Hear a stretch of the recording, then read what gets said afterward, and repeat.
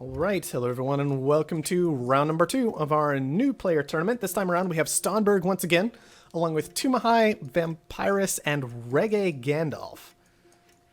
And of course, once again, King Morgan, excuse me, will be joining us. I can't words. I've had both of you cast with me now. It's just like, I can't words. I do apologize though. This map looks awful. It doesn't look dreadful. Not as bad as some. It's not as bad as some, but where is that? Okay, there's a nice iron patch in the southwest corner, so that's potentially usable. Glass being so high, and it's going to be a glass colony as well. Yeah, I definitely like... Nobody actually took the patch that I was kind of looking at this game, though. Interesting. Which was that western patch of iron up there. Yeah, it wouldn't be too bad. And everybody did get down pretty close together this game. I don't know who actually... Let's see. Tumahai, Stonberg, then Vampirus, then Reggae Gandalf. But nobody really near the silicon, despite the obviously valuable glass. Yeah, I'd like to be near the silicon, but it's not a million miles away. Vampirus takes... Well, I suppose HQ level 2, so taking some silicon. It's probably the nearest silicon, isn't it? Everybody else is going to have to go fair way out for it. A little bit farther away. So I like this move from Vampirus. Just going ahead, and she's got a little bit of aluminum there. Not a huge amount, but some, enough that's usable. But then easily moving into these glass kilns with the quarries is definitely going to be useful. My big concern is this split between water and silicon. Because it's resulted in just one glass kiln. And this is something that you'll see a lot of players do, but you got to be careful about is whenever you're going for that secondary resource, I think you need to commit into it completely so that you've got those adjacency bonuses. You can't go for like this double primary so that you've only got one secondary building. No, definitely not. I mean, one single building's, you don't get the bonuses on it. Exactly. So I think this would be better off maybe without the water and just with silicon and then double glass kiln. That could have been something good, but... Yeah, you got to go for one or the other. You can't have both. Not at HQ level 2. Now, we were talking about glass a lot, but food is also quite expensive, and Reggae Gandalf is moving into that already. Still has 2 claims left, so he could easily move into maybe even some additional water to support his medium, because he's just got the medium with a low potential adjacency, and end up on 2 farms, and could be in a pretty strong position from there, needing to buy up the glass, but with a strong secondary anyways. Just have to wait and see if he can push into those farms, because of course glass is so expensive. Yeah, he is. Everybody's on ice, aren't they? So I wouldn't like to see him take any more water. At least once he gets that adjacent water. Yeah, I think he can get the adjacent, but after that, I think you're right that gonna want to rely on the ice afterward, especially because there is pretty solid water on the other side of the map that these players are probably going to be using. Yeah, but Tumahai's gone. No, not Tumahai. Stromberg's gone into 2 electronics factories, which still aren't running. I mean, I know electronics. Yeah, I know they're high, but they aren't going anywhere. No, I suppose they're making some money, but could be worse. I mean, you do have a game with 2 scavengers, both of which have secured carbon. Not a huge amount of carbon, especially in the case of Vampirus, who's working on a medium and a low. But you do have that carbon coming in. You've got aluminum coming in. You've got easy access to aluminum. Everybody's claimed a little silicon this game to try and get to glass, so maybe the electronics will be okay. But if we just compare them to the glass is making about twice as much, and the food also making about twice as much, so... Yeah, you need to be in glass or food at the moment. Or power, and nobody is in power. Apart from Reggae Gandalf, who's got a geothermal on the way up. That's slow. Power is going to spike, I think. Yeah, soon. Vampirus, I think, is... They're not on any power, which is a little bit of a concern, but only 53,000 in debt. And looking to be in a position to push to HQ4 before too long. There it is, if they want to take it. And so that combined with this incoming dust storm could actually be very interesting. Get some turbines down quick and your debt's paid off, at least. But they can even go adjacent to your headquarters here, easily being transitioned because they've got some cliffs here. It's not the best wind, but it's certainly acceptable during a dust storm. Strong and medium. But I mean, looking at the price of chemicals, I'd be very tempted to make a play for superconductor through a patent lab. It's true. And that'll just kill power price instantly. Instead, though, seeing food come down, which I'm a little nervous about here because, I mean, I think this is... okay, I'm not a little nervous about this. I'm 100% certain that this was a terrible decision because power's price is high and that dust storm is coming in. Not only does that push you toward wind turbines, but it pushes you away from farms because, of course, farms only produce half as effectively during a dust storm. Yeah, exactly. But it's going to keep the price of food high, at least. But, I mean, look at that. Making 0.41 food off 3 farms, which is... dreadful. Not very good. Yeah, dreadful indeed. And not only that, these reactors, they're costing a lot in the way of power, and I'm kind of concerned. We can see that everybody's kind of struggling this game except for Reggae Gandalf. Reggae Gandalf got into a wind turbine, so he's taking advantage of that dust storm. He has that geothermal plant down, paying off $700 of debt per second with power, almost to the point where he's making money off of it, whereas everybody else is in sea levels of debt and dropping. Yeah, I mean, his debt was significantly lower than everybody else's. It's true. But part of that was just from having moved into the food quickly early in the game and then taking that geotherm before other people, but still, though, effectively knocking it down. Yeah, he's in a very good position at the moment. He's not too far away from it. Well, his upgrades are weak, is the concern here. Yeah, but if he sells his food down, that'll support his glass purchases. Exactly. He could sell food right now and get to that upgrade, which it looks like he will do. Yeah. Vampire-S struggling, I think, at the moment. Well, it's that D level of debt that's the concern, right? I mean, HQ5 is fantastic. Moving into a patent lab, that's great. $140,000 of debt, not great. Gaining $700, almost $800 of debt per second, not great. No. And still, a solar panel come out. Solar panel just does one come solar out. panel. Two And solar a patent panels. lab. Okay, This has to be well, superconductor. I was just about to say, if it's anything but superconductor, good night. Serious trouble otherwise. Let's see now. What's it gonna be? Come on, use your patent lab. Ooh, pirates coming down. Onto silicon, I'm guessing, yeah. Yep, from Reggae Gandalf. So I definitely really like that play. Just stealing from, I believe, 2 players have silicon flying through that territory. Yep. He's going into a 4th farm. A very oddly positioned 4th farm. Yeah, that is a strange 4th farm, isn't it? Who's got the cash? Strongberg in D levels of debt. You see, this is the power price. This is... at this point, everybody was in D levels of debt except Reggae Gandalf. And Reggae Gandalf was the only one who actually got his power up in a decent amount of time. And it's been making him a truly insane amount of money. I mean... Well, he could... I mean, alright, he's a HQ level behind. Well, he's not, is he? He's mid-table. I mean, he could upgrade. Or he could just try and buy Vampirus? I mean, he's got options here, right? Well, yeah, but she's got 120k, though. She's got a lot of money. She does have an awfully large amount of money, but that debt, it's just such a... I mean, to be honest, she could buy Reggae Gandalf if she wanted to. It's true. I mean, just both of these players, massive threats right now. Reggae Gandalf is choosing to defend himself, which... I think he should have gone for it, really. I mean, he could have gone for it. He could have gone for the upgrade. I don't really like the completely defending yourself option right now. I'm okay with buying a little bit of this stock here, but you don't need that much because you just have so much cash sitting around that you can still take that upgrade. And that's what I really want to see. I mean, yeah, if he'd have been a bit more proactive, he could have bought one of them. I mean, he's going to make a run on Strongberg, but...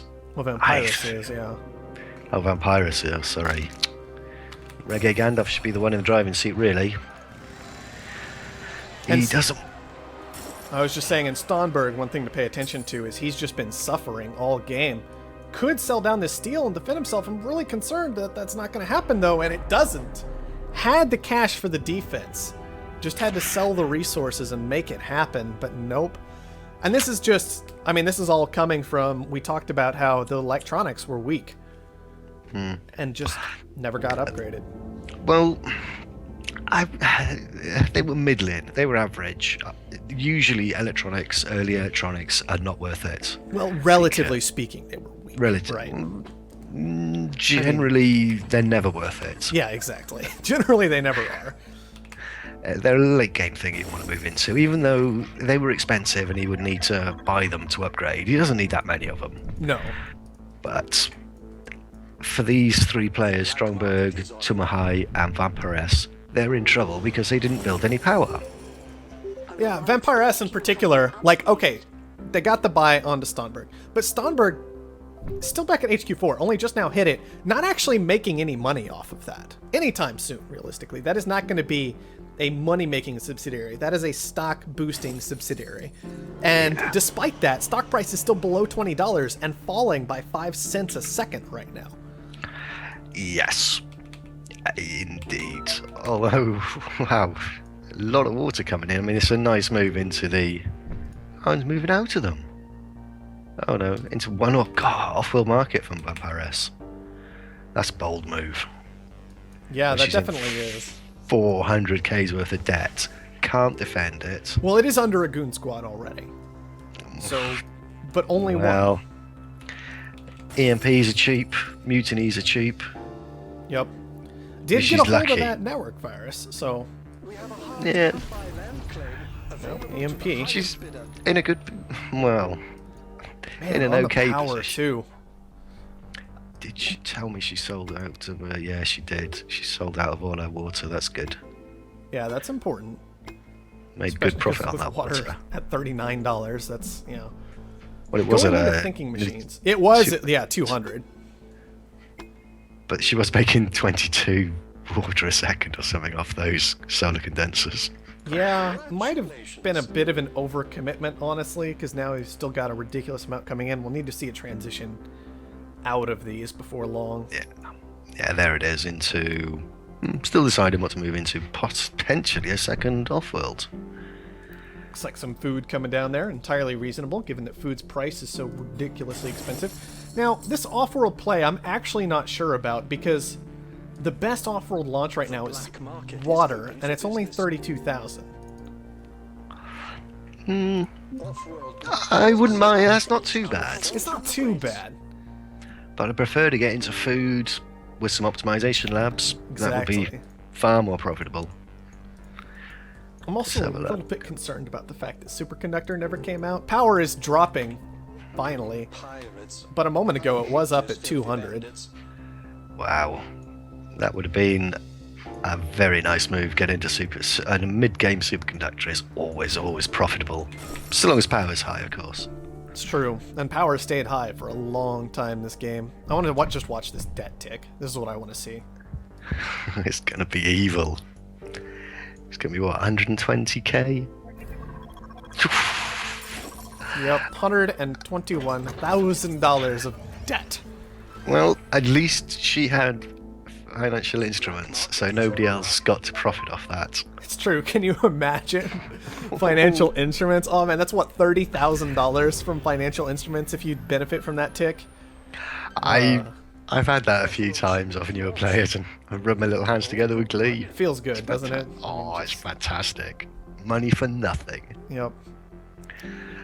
Reggae Gandalf had so much potential, and he just hasn't seemed to manage to get a grip on it. Well, I mean, he's still got that food production running, which is good, and he's committed into electronics and these reactors, and is working on Vampirus now, which I think is the right move here. Yeah, but he needs to support that with at least an optimization lab. I am a little concerned we haven't yet seen a spy on this off-world market, actually. That's what I'm more concerned about. I'm okay foregoing the optimization center this game.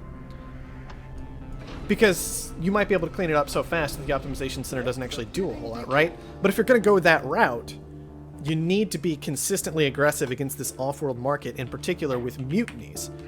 Yes. Well, I mean, yeah, it's definitely for new players. You must, if somebody's in D levels of debt with an off-world, you just hit it until you can mutiny it continually. And the thing is, Vampiress is never coming out of that D levels of debt, so those off-world markets with mutinies so cheap are yours. If you want them, blast that goon squad and take it. I mean, especially with spies available this game, which they are. Spies are currently only sitting at about 6k.